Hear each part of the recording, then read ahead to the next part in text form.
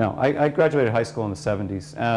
And I remember being a student at the University of Hartford, and somebody would go, this was back in the days when the library books had the strip in them with the dates. So you go to the card catalog, you find a book, right? And you go to the section of the shelf, you pull down the book, say, oh, somebody used that too recently. And then you find this book that nobody's checked out in like 6 years or something. Then you take the bibliography from that book and find an even older book. Then you go to that even older book, and then that's the one you cheat out of. That was a prescribed strategy floating around the dorms when I was a student. And it was brilliant. And it's actually more brilliant now because those books aren't digitized. You actually get away with that now. So I put that in there, and I talk about what I don't want them to do. This one is always the most ironic. Students will cheat sometimes, and they'll work so hard to cover it up that if they had just done the work in the first place, they would be fine. But this is what I care about. And this is why I put them together and contrast them. You know, what do you do? I want them to share ideas with one another. I want them to swap writing. I want them to do peer review.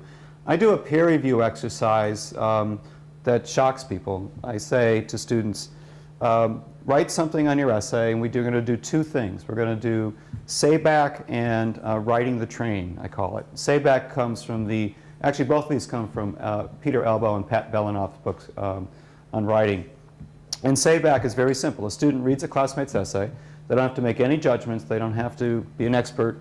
They just turn the paper over if you're face-to-face. If they're online, they just get to the bottom of the essay after they read it once, and they recall as much of the essay as they can. And all you're doing is saying back to the writer what's stuck.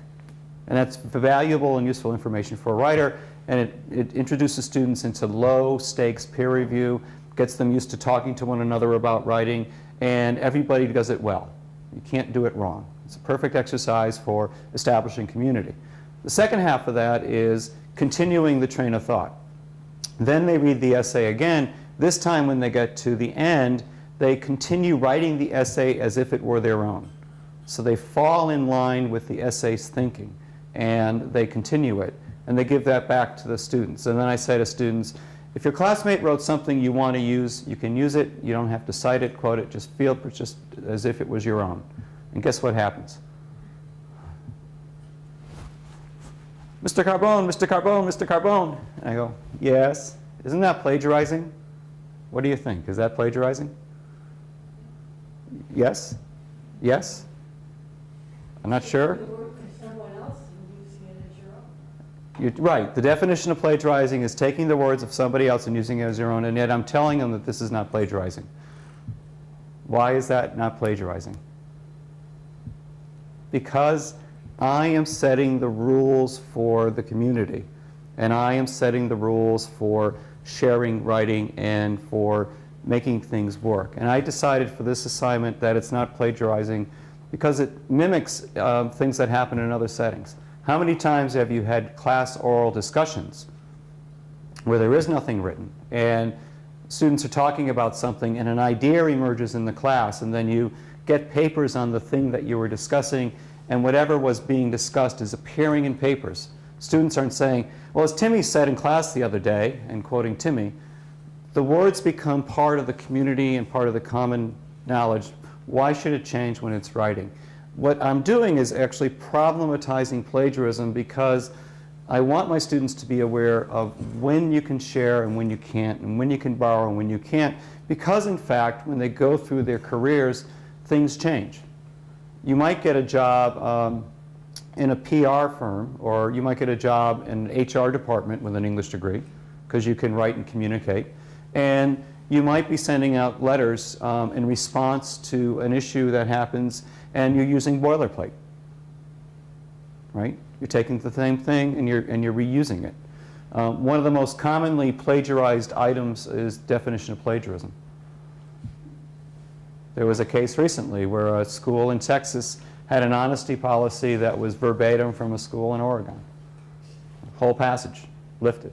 It's because it's academic boilerplate. But my goal in that assignment is, one, is to make plagiarism a discussable issue, to make academic honesty and ethics something we can talk about on and again, and then to explain to students that rules are specific to conventions and times and places. And for this assignment, because the more important thing is helping a writer develop their thinking, is giving you the freedom to contribute fully and giving the writer the freedom to use the words organically. And it's the commons model. The tragedy of the commons metaphor from economics. In towns, in small towns like Chagrin Falls, Ohio, where there would be a town green, farmers used to come in and commonly graze their sheep while they were at market. The tragedy of the commons would occur when too many farmers would bring too many sheep and decimate the field. The trick was to maintain a balance. Not so little that the commons wasn't used, not so much that it was depleted, but the idea, it's a metaphor for describing a common area of shared resources.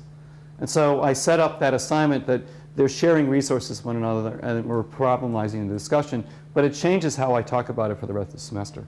Now, a lot of teachers aren't comfortable with giving students that freedom and you wouldn't use that assignment, but it's an interesting way of finding out what they think and getting them to move into a more complicated understanding of what plagiarism is. But the other thing it's doing is it's putting them at ease with one another.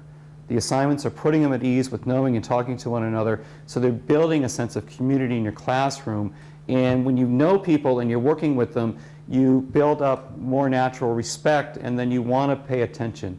And they're seeing that you're a teacher who is creating this space for them, and it's changing the tenor of things so that when you move to more difficult assignments, you're building trust. They're going to be able to talk to one another for help in the cafeteria or on the way home or by phone if they're commuters. And you're giving them that network to help them get through the more challenging parts of your course down the road. So these do's go all the way down to these kinds of things. Have fun with sources, experiment, make mistakes. Do come see me whenever you have a question on the course, are feeling overwhelmed or unhappy.